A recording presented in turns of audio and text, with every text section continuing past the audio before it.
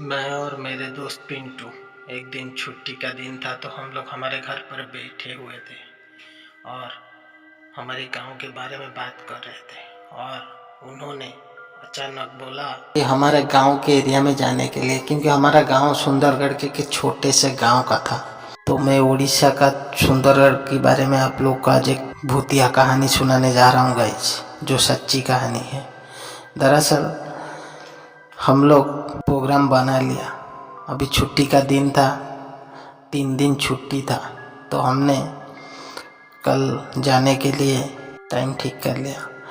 हम भुवनेश्वर में नौकरी करते थे और वहीं रहते थे। शनिवार का दिन था। हम सब कुछ पैकिंग करके हमारे कार से लगभग शाम को निकल पड़े। रास्ते में भूख लगी थी तो नाश्ता भी कर लिया और अपने घर की तरफ जाने लगे। अभी टाइम लगभग 9 बज चुका था रात के। अचानक गाड़ी लड़खड़ाने लगा। मैंने गाड़ी खड़ा करके देखा तो गाड़ी का आगे का टायर पंक्चर हो गया था। चारों तरफ जंगल ही जंगल, लेकिन गाड़ियों का आना जाना हल्का फुल्का था। मैंने फटाफट गाड़ी की टायर बदल दिया और गाड़ी को फिर लेके चलना शुरू किया। और फिर हमारे गांव के आसपास, यानी लगभग मेरे घर से 2 किलोमीटर दूर, मेरी गाड़ी फिर से पंचर हो गई।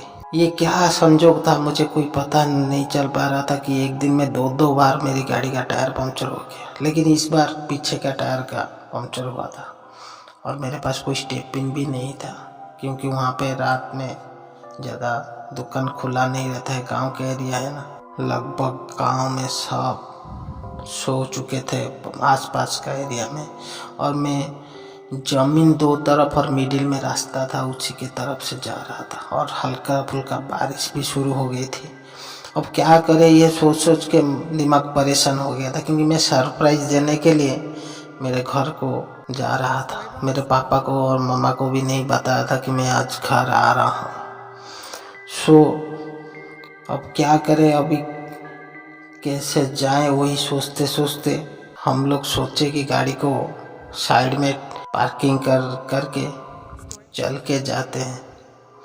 लेकिन ये बारिश हल्का फुल्का शुरू हो गया था। मैं छतरी लेके जा ही रहा था और तभी नजर पड़ी बारिश के तूफान में पेड़ के नीचे एक छतरी लेके कोई बैठा हुआ था। मैंने सोचा कि वो कोई है जो हमें भी मदद कर सकते हैं हमारी।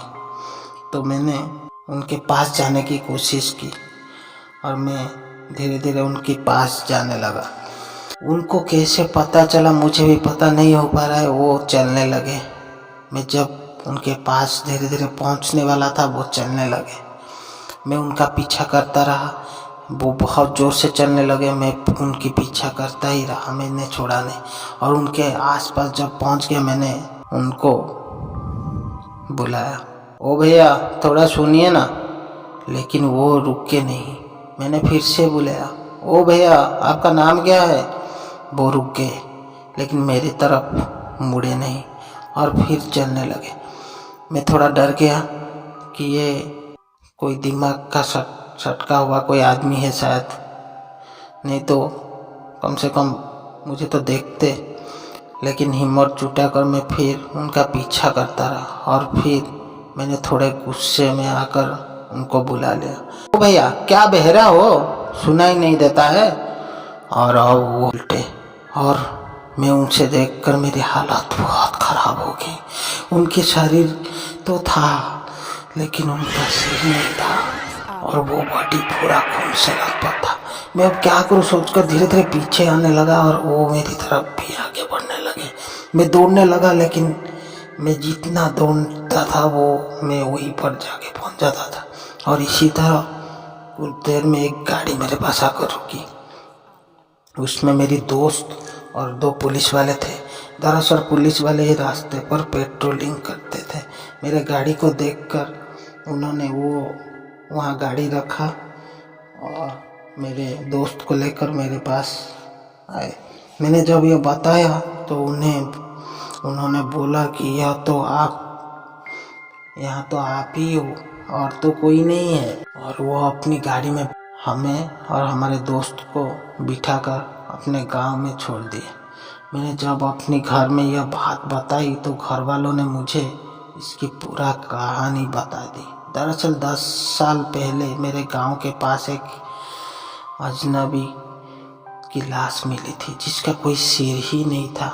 यानी उसका धड़ से उसका सिर अलग करके उसका सिर कहीं अलग जगह फेंक दिया था या क्या क्या किया था कोई पता नहीं है। और यह घटना पुलिस वालों ने भी केस क्लोज कर दिया क्योंकि उनको भी कुछ सुराग या क्रिमिनल हाथ नहीं लगे थे। और ये घटना के कुछ दिन बाद उस रास्ते में रात में लोगों को यह सिरकटा बहुत परेशान करता है। और मैं सुबह जाकर गाड़ी ठीक करवा कर वापस फिर मेरे घर चले आए।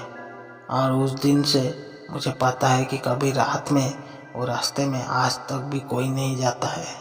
रात 9 से 10 बजे के बाद कोई नहीं जाता है क्योंकि वो भूत अभी भी वही लोगों की इंतजार कर रहा है जो उसे मार दिया था।